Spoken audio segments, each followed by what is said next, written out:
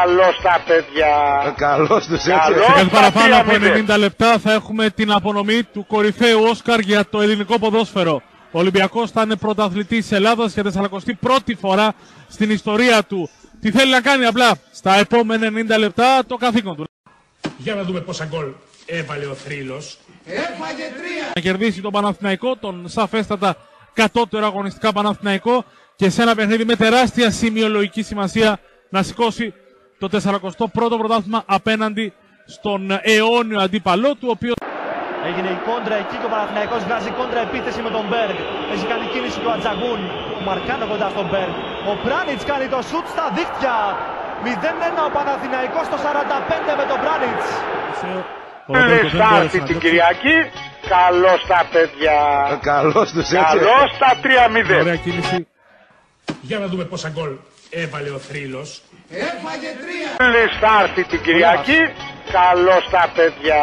Καλώς τους έτσι. Καλώς τα 3-0.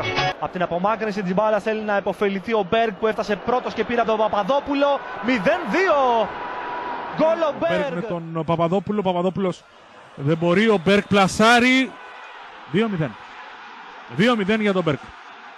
Λεστάρτη την Κυριακή. Δεν μπόρεσε να Καλώς βάλει την τα κόντρα. παιδιά. Καλώς τους έτσι. Καλώς Μπέργκ τα κάνει το 2-0 στο 3-0. 20. Για να δούμε πόσα γκολ έβαλε ο Θρύλος. Έφαγε 3. Τσόρι. Και σιγά μην το χάσει ο Τσόρι. Ο Παναθηναϊκός προηγείται με 0-2. Ο Ολυμπιακός τώρα μειώνει με τον Τσόρι και πάει για το Όσκαρ ανατροπής. Τσόρι ξεκινά για το Όσκαρ της μεγάλης ανατροπής. Τσόρι! Out! Και η μπάλα βρίσκει το πουλί στον αέρα. Κοιτάξτε, έπεσε το πουλί μέσα στον αγωνιστικό χώρο. Βρήκε το πουλί στον αέρα, το ξαναδεί. Για να δούμε πόσα γκολ έβαλε ο Θρύλος. Έφαγε 3. Καλώς τα 3-0. Ο Καρέλης εκτέλεσε η μπάλα στα δίχτυα. Ο Αμπέντ 3-0 στο 89. Γκολ με τον Αμπέιντα, αν είναι δυνατόν. Όχι, εδώ είναι αν είναι δυνατόν. Εκτέλεση φάουλ από τα δεξιά.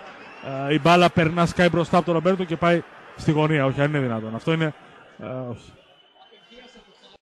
Για να δούμε πόσα γκολ έβαλε ο Θρύλος. Έφαγε 3. Καλώς τα 3-0.